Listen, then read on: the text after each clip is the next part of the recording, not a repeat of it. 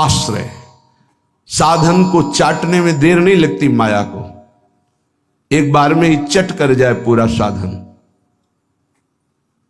ऐसे ऐसे अपराधों की वृत्तियां प्रेरित करती कि एक अपराध से पूरा साधन चट जाए। साधु अवज्ञा तुरत भवानी, कर कल्याण अकिल कयानी। परम चतुर नटनागर आश्रयदाता अंदर से युक्ति प्रदान करते हैं, बच, इस युक्ति से बच। उन्हीं की माया है तो वही चाल जानते हैं बचाने की, इसीलिए कहते हैं मामेव ये प्रपद्यन्ते, केवल मेरी शरण में हो जाओ। माया तो इतनी प्रचंड है कि भगवान को भी भगवान मानने के लिए तुम्हारे हृदय में स्थान नहीं रखेगी, स्थान ही नहीं रखेगी, इतनी मलिन वृत्ति कर देगी। तभी तो दुर्गति कराती है। अगर थोड़ा भी भगवान का आश्रय है तो भगवान उससे बचाते हैं, इस माया के तूफान से उससे बचा लेते हैं। हृदय में पुनः वृत्ति जांच कीजिए इस बात की कि अपने आराध्य देव की जगह कोई वस्तु व्यक्ति स्थान तो नहीं ले रहा है, क्योंकि इसी आश्रय से आपको भगवत प्राप्ति होगी। हम प्रार्थना करते हैं, इस बात को देख लीजिए। सब साधन एक तरफ, आश्रय एक तरफ। भगवान आश्रय को देखते हैं, वो हृदय से होता है। अगर बाहरी चूक हो रही तो मेरे प्रभु बड़े कृपा निधान हैं। ध्यान दीजिए, राहत ना प्रभु चित चूक किए की, करत सुरत सवार हिए की। हृदय से इसने मेरा आश्रय लिया, बस। प्रभु का चित्त इस बात से पक्ष में आ जाता है उस उपासक के कि इसने मेरा आश्रय लिया है। राहत न चित्त प्रभु चूक किए की, चूक हो गई, गलती हो गई, प्रभु बिल्कुल क्षमा कर देते हैं उसको, क्योंकि आश्रित है, मेरी दुरंत माया है, जानते हैं, क्षमा कर देते हैं। यदि साधन बल है तो हिसाब आपको देना पड़ेगा। आश्रित हो तो आश्रयदाता संभाल लेंगे। बड़ा सूक्ष्म विषय आश्रय का है, भागवत में इसका वर्णन है। भक्ति का तो ये मूल है, भगवत प्राप्ति का ये सिद्ध स्थान है आश्रय, हृदय में। अवगुण करे समुद्र सम, गणत ना अपनो जान, ना गणत। अगर बड़े अपराध भी बन जाए तो मेरी स्वामिनी जी गणना ही नहीं करती, मानती ही नहीं। क्यों? मेरी चूक है, ये तो मेरे आश्रित है। आश्रित की चूक मेरी चूक, ऐसा हमारे आराध्य देव का स्वभाव है। मेरे शरणागत की चूक मेरी चूक। जय विजय ने रोक दिया, सनकादि ने शाप दिया। प्रभु आए और कहा मेरे सेवकों के द्वारा किया हुआ अपराध मैं क्षमा चाहता हूं। मैं स्वयं मानता हूं कि मेरे द्वारा ही अपराध हुआ, क्योंकि सेवक का अपराध स्वामी का माना जाता है। मानो स्वामी ने ही अपराध किया। हृदय भर आता है प्रभु की इस आश्रयदाता वृत्ति पर। जय विजय से कहा तुम चिंता मत करो, तुम 3 बार अवतार लोगे, हम 4 बार लेंगे। भगवान ने 4 बार अवतार लिया। रावण कुंभकर्ण भगवान राम रूप से अवतरित हुए। हिरणाक्ष हिरण्यकश्यप भगवान नरसिंह वाराह रूप से प्रकट हुए। वाराह रूप से हिरणाक्ष को परमधाम, नरसिंह रूप से हिरण्यकश्यप को शिशुपाल दंतवत श्री कृष्णचंद्र जी के रूप में 4 अवतार लिए। तुम चिंता मत कर। भगवत आश्रय गुरु कृपा का फल है। गुरुदेव कृपाल हुई, भगवत आश्रय दृढ़ हो गया। आश्रित मगन रहता है, अगला कदम कहां पड़ेगा उसको चिंता नहीं है, क्योंकि मेरे जीवन की डोर मेरे आश्रय दाता के हाथ में है। वो जिधर लगाम से खींचेंगे उधर ही इंद्रिय और बुद्धि ये सब उधर ही लग जाएंगे। नाथ आप देख लो, मैं आपकी शरण में हूं। बड़े बड़े महाभागवतों ने इसी आश्रय के बल पर मायावी नाना प्रकार के काम क्रोधात पर विजय प्राप्त की। ये बड़े मायावी, समझ में ही नहीं आता। अगर शत्रु शत्रु के रूप में आए तो समझ में आवे, लेकिन शत्रु परम मित्र के रूप में आ जाए तो समझना बड़ा मुश्किल होता है। शत्रु यदि रिश्ते नाते के रूप में आ जाए बड़ा कठिन होता है। तो मन बुद्धि का संबंध बहुत समय से देहाभिमान में है। देहाभिमान में ही ये सब छुपे हुए विकार बैठे हैं, पता नहीं चलता। ऐसा लगता है हम निर्विकार हो गए, पर विकार छुपे हुए सूक्ष्म रूप से रहते हैं, अवसर आने पर प्रबल हो जाते हैं। इसलिए उपासक आश्रय, देवर्षि नारद को प्रचंड माया का भगवान से प्रेरित होकर आक्रमण करना, मोहित हो जाना, बिल्कुल तन्मय हो जाना। पूरा प्रसंग में ध्यान से सूक्ष्मता से देखिए। वो कह रहे इस समय कोई साधन भजन नहीं होगा, बस मुझे ब्याह करना है। लेकिन उस समय भी आश्रयदाता की स्मृति नहीं गई। ये आश्रय जोर का होता है। विचार किया कि मेरा हितैषी कौन, बोले हरि। ये महाभागवत की स्थिति को बार बार प्रणाम है कि ऐसी प्रचंड माया के बीच में भी आश्रय नहीं भूले और एकांत होकर पुकारा, प्रभु पधारिए, हरिए सामने। कहा नाथ हृदय से प्रार्थना करता हूं, जे ही विधि होए नाथ हित मोरा, करो सुबेगी दास में तोरा। बलिहारी है। ऐसी प्रचंड मलिन माया के आक्रमण में भी अपने स्वामी को नहीं भूले। आश्रय हृदय में बहुत जोर का। तो स्वामी ने कहा जे विधि हुई है परम हित। तुम हित की बात कहते हो? नारद, मैं अपने भक्त को कभी पतन के मार्ग में नहीं जाने देता। चाहे जितना उसका उपहास कराना पड़े, विरोध कराना पड़े, मैं ये सब सह लूंगा कि मेरे भक्त का उपहास हो रहा है, निंदा हो रही, अपमान हो रहा है, पर मैं उसे पतन के गर्त में नहीं जाने देता। जाओ, जे विधि हुई है परम हित, नारद सुनो तुम्हारा। तुम्हारा परम हित जिसमें होगा वही मैं करूंगा। और वही किया प्रभु ने, परम हित कर दिया। इसलिए आश्रय, आश्रित को किसी भी तरह से कोई भी परास्त नहीं कर सकता। खास बातें हैं। जहां किसी ने आश्रित को यह देखा कि इसमें तो ना तप है ना बल है, तो वो ये नहीं देख पाया कि आगे तो आश्रित दिखाई देता है लेकिन गोद में बैठा है आश्रयदाता की। 5 वर्ष के प्रहलाद जी का चमत्कार कोई साधन भजन नहीं था। 5 वर्ष की तो आयु है, क्या साधन भजन है? गुरुदेव देवर्षि नारद ने आश्रय पुष्ट करा दिया गर्भ से ही। इतना जोर का आश्रय है कि इतनी भयावह परिस्थितियां आने पर भी मन डगमगाया नहीं। मेरे हरि हैं ना, मेरे हरि हैं, मैं उनकी गोद में हूं, वो कण कण में है। क्या दिव्य आश्रय! इसीलिए सारी दिव्यता प्रहलाद जी के जीवन में पाई गई। गुरुदेव नारद जी से पहले उनका स्मरण होता प्रहलाद, फिर नारद। प्रहलाद नारद पराशर पुंडरीक व्यासंबरी सुख सौनक भीष्म दाल्भ्यान। सबसे पहले भक्तराज प्रहलाद जी का नाम, क्योंकि 5 वर्ष की अवस्था में निष्काम धर्म की चरम सीमा में आश्रय की भारी स्थिति में प्रहलाद जी को पाया गया। ध्रुव जी भी महाभागवत हैं, पर पहला नाम नहीं लिया गया क्योंकि उन्होंने अटल पदवी की आकांक्षा की। निष्काम धर्म की चरम अवस्था प्रहलाद जी की। नरसिंह भगवान प्रकट हुए और पूरी लीला करने के बाद प्रहलाद जी को गोद में बैठाल के कहते, मेरी आज्ञा है, आप वरदान मांगो। हां प्रभु, आपकी आज्ञा का पालन करने के लिए वरदान मांगता हूं कि मेरे हृदय में कुछ मांग ही न रह जाए। ये क्या वरदान? मेरे हृदय में कुछ मांग ही न, आपको पाने के बाद अब क्या मांगू, क्या पाऊं? आश्रय, दृढ़ आश्रय। ये देहाभिमानी की समझ में नहीं आएगा। भगवद आश्रय, हृदय से आर्त भाव से जितनी दिव्यता वो सब आश्रय में विराजमान रहती है।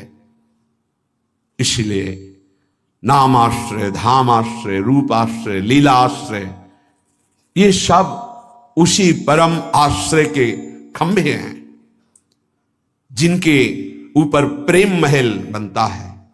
इसी प्रेम महल में अद्भुत विलास और उसी में आपका प्रवेश, प्रेम विलास में। नाम रूप लीला धाम ये महल के खंभे हैं, प्रेम महल के। और आश्रय, दृढ़ आश्रय आराध्य देव का। कैसा दृढ़ आश्रय? यह जोरी अविचल वृंदावन, नाहिन आन सुकाज, नाहिन आन सुकाज। मेरे प्रिया प्रीतम, हमारे माई श्यामाजू को राज। देखो आश्रय, मेरे प्राणनाथ श्री श्यामा शपथ करो तृण छिए, कसम खा के कहता हूं, हृदय में केवल श्यामाजू का आश्रय। आचार्य चरण कह रहे, मेरी महारानी श्री राधा रानी, जाके बल में सब सो तोरी, नाहि नान सुकाज, शपथ करो तृण छिए, सब सो तोरी, लोक वेद कुल कानी, मेरी महारानी श्री राधा रानी। ये महान पुरुषों ने आश्रय को अपने हृदय की कृपा करके परिचय दिया, तब समझ में। आश्रय सच्ची कहते हैं, आश्रय एकमात्र आश्रय। नहीं ऐसी धूल भरी आंधी कि तुम समझे नहीं पाओगे कि साधन कर रहे हो कि असाधन कर रहे हो। बहुत सावधानी की जरूरत है, क्योंकि चित्त द्रवित हो जाता है। द्रवित चित्त में जो भी संस्कार डालोगे बहुत जोर के होते हैं।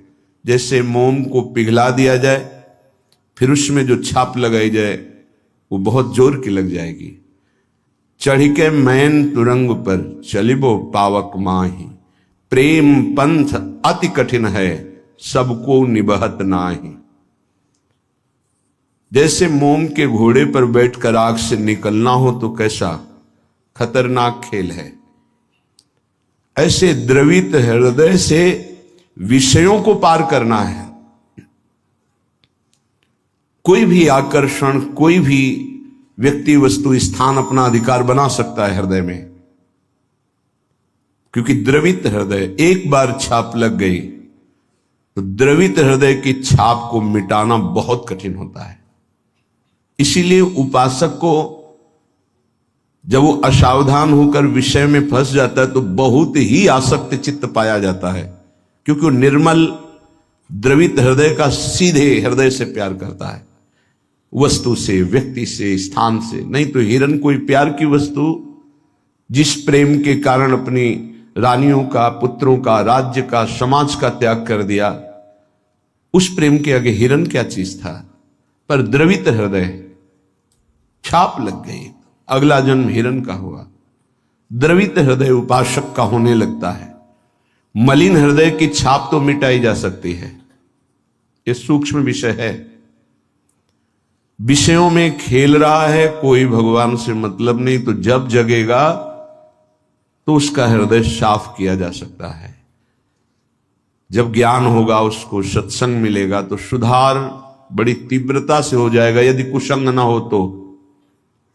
लेकिन यदि उपासक का हृदय आसक्त हो जाए तो बहुत ही उसमें विचित्रता पाई जाती है।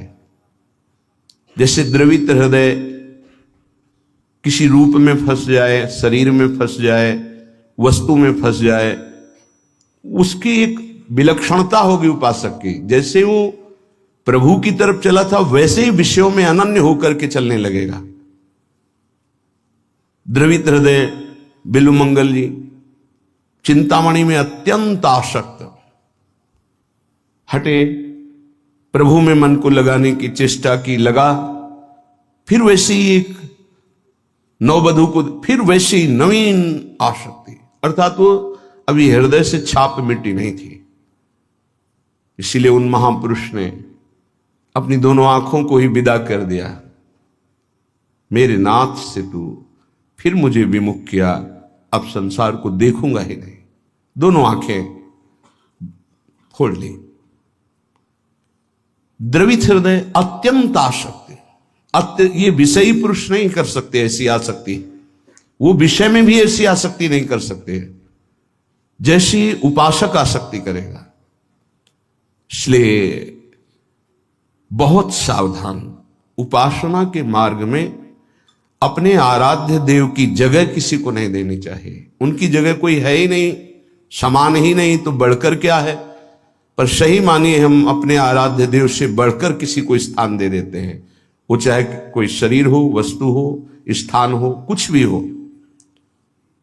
इसका परिचय यही कि अपने आराध्य देव के स्मरण का महत्व नहीं रहा, स्मरण छूट रहा है, स्मरण छूट गया और तुम राजी हो। तद स्मरणेन परम व्याकुलतेत, इसका मतलब तुमने अपने आराध्य देव से बढ़कर कुछ मान लिया। बड़ी मलिन बुद्धि है, बड़ा मलिन मन है।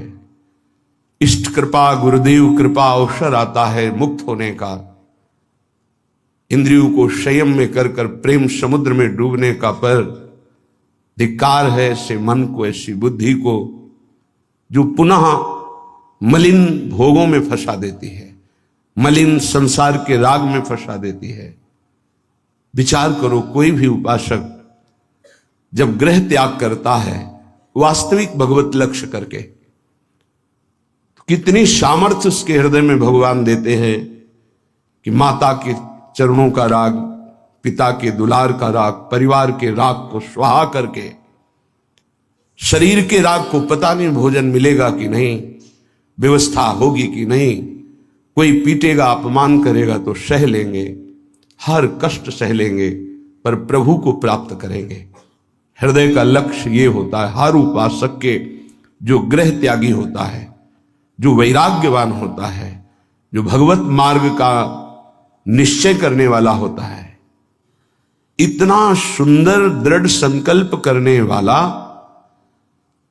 फिर किस वस्तु, व्यक्ति, स्थान का महत्व रखता है? किसी का नहीं। तो फिर क्यों आसक्त हो जाता है? बड़ी लंबी लंबी यात्रा करके भगवत मार्ग की, फिर किसी क्षुद्र विषय में विश्राम मानने लगता है, मनोरंजन करने लगता है। जहां दिन प्रतिदिन वैराग्य बढ़कर के उपरति की स्थिति में आना चाहिए, वहां वैराग्य घटकर राग की स्थिति में आ गया। किसी वस्तु, व्यक्ति, स्थान की प्रियता ने अधिकार कर लिया हृदय में। ये भारी विडंबना, माया का प्रबल आकर्षण। बड़े कृपा पात्र हैं, उनके चरणों की वंदना करता हूं जो उपासक अपने आराध्य देव की जगह किसी को नहीं देते, अपने आराध्य देव के समान किसी को नहीं समझते, अपने आराध्य देव के लिए सर्वस्व त्रिभुवन के पद भोगों का त्याग कर देते हैं। सतरति सतरति शालोकाम तारयति, वो तर जाते हैं, वो लोकों को तार देते हैं। ऐसे महापुरुष बिरले होते हैं।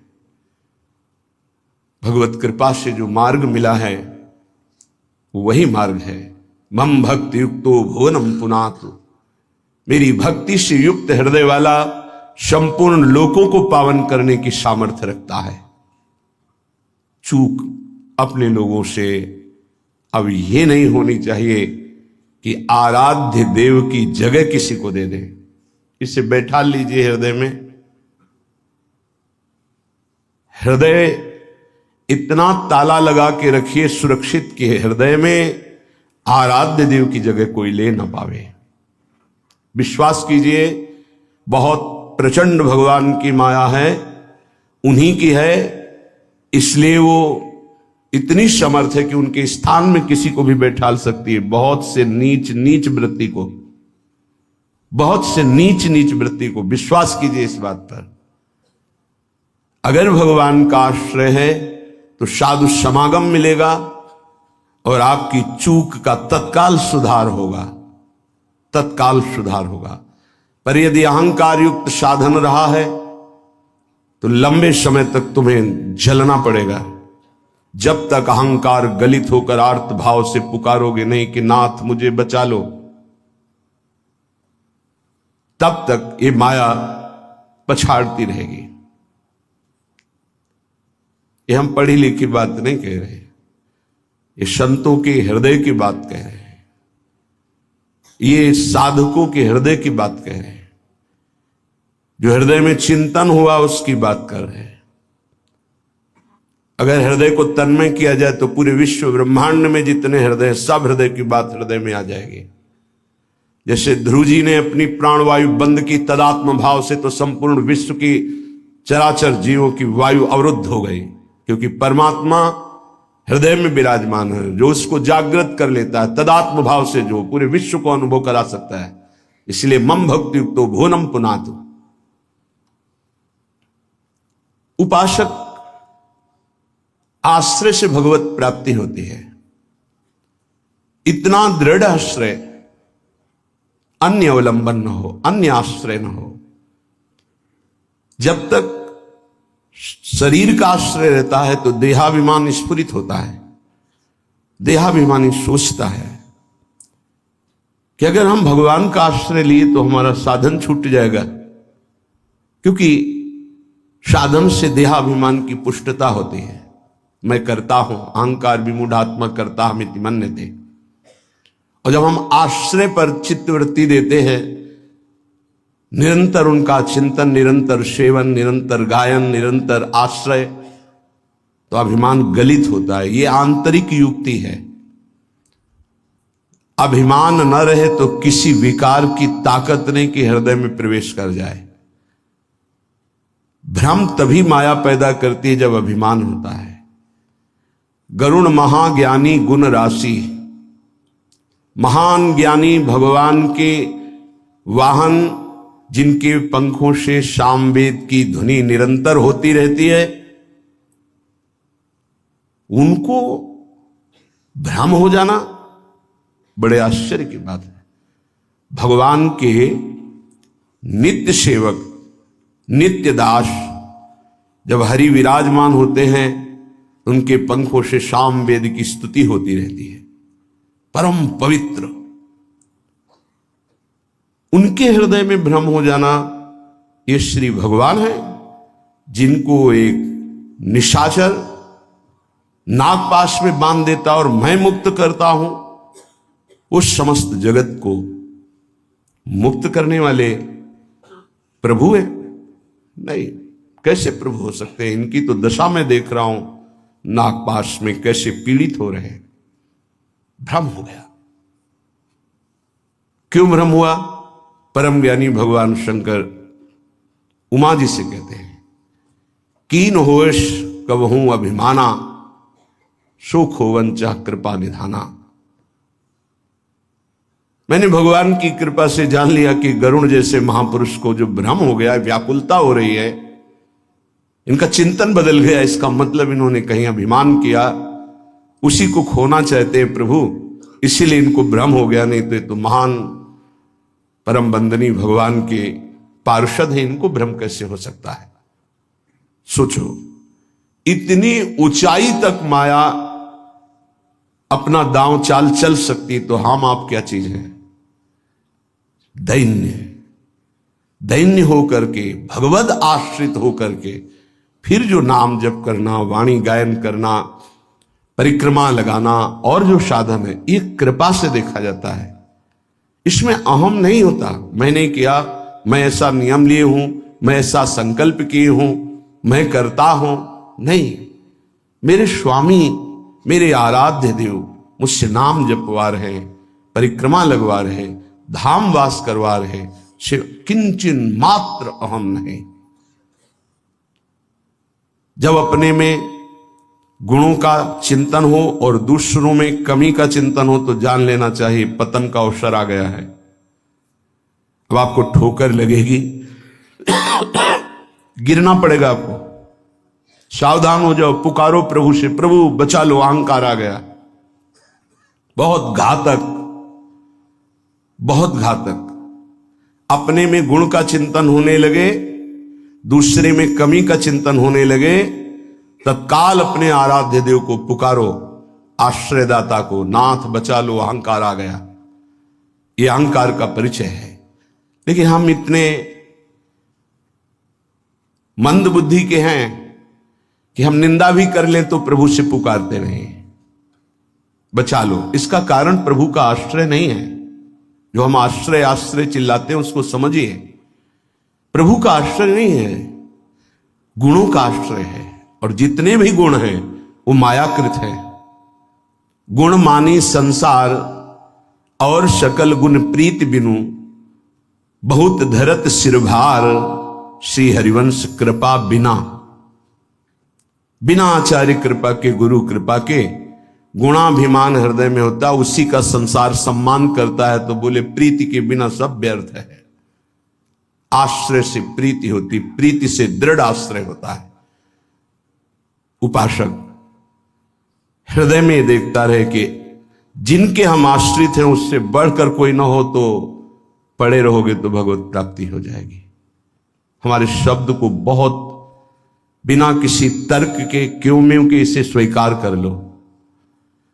यदि आश्रय दृढ़ है हरि का, एक ही उपाय से माया से मुक्त होने की बात भगवान ने कही, मामेव ये प्रपद्यन्ते माया मेताम तरन्तिते। इसमें कोई दूसरा शब्द नहीं बोला। ऊपर के श्लोक की पंक्ति में बताया अपनी माया की महिमा कितनी दुरत्य है, दुरंत है, प्रचंड है। दैवी हेषा गुणमयी मम माया दुरत्या। और उसके नीचे की पंक्ति में बताया उपाय उससे मुक्त होने का, मामेव ये प्रपद्यन्ते, बस माया में ताम तरंती थे, मेरे आश्रित। अभी ये आश्रय कैसे दृढ़ होता है, तो उपाय बताया जाता है। आप ऐसे रहो, आप ऐसे चलो, आप नाम जप करो, आप वाणी जी गायन करो, आप ऐसे सेवा करो, इससे आपका आश्रय दृढ़ होगा। भगवत प्राप्ति आश्रय से होती है। विश्वास कीजिए, आश्रय से। यह गुण साधनते नहीं हुई, सर्वेषु साधन वरेषु चिरम निराशा। खास बात, आशा आश्रय दाता से है। आशा से दास्यम वृषभानु जायास। हमारी आशा स्वामिनी जी से है। हमारा बल साधन नहीं, मेरे बल से वृंदावन रानी, आश्रय दाता हमारा बल है। फिर हम साधन भजन क्यों करें? क्यों करना और करना, ना करना और करना, ये अब तुम्हारा विषय ही नहीं। तुम तो आश्रित हो। अब जो ही कहा है, करें हम सोई, आयुष लिए चले निज दासी, ये आश्रित है। उपासक समझे, आश्रय के समान कोई भी साधन नहीं है। इससे श्रेष्ठ कोई भी साधन नहीं। आश्रय, भगवान एकमात्र आश्रय को देखते हैं। आश्रय, अगर अंदर से भगवद आश्रय है तो माया विशेष विशेष प्रकार की चालें चले तो परम खिलाड़ी नटनागर प्रभु उसके हृदय में बैठकर बचाव पक्ष की युक्तियां देकर बचा लेते हैं।